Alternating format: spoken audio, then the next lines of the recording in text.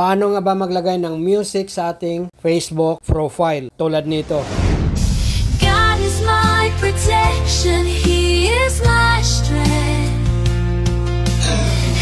At kung gusto mo malaman, tara, ituturo ko sa'yo. Let's go!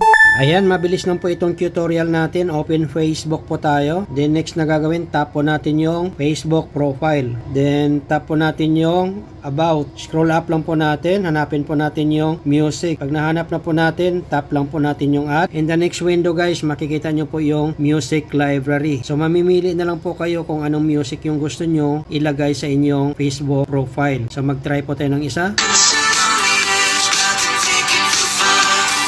Ayan, pag medyo goods na, tap lang po natin yan. And then, tap po natin yung back. Next na gagawin, tap po natin yung tatlong dots. Then, tap in to profile. Sa ganon, mayroon na pong music yung inyong Facebook profile. Ayan, ganon na po kabilis yung tutorial natin. Thank you for watching. Bye-bye!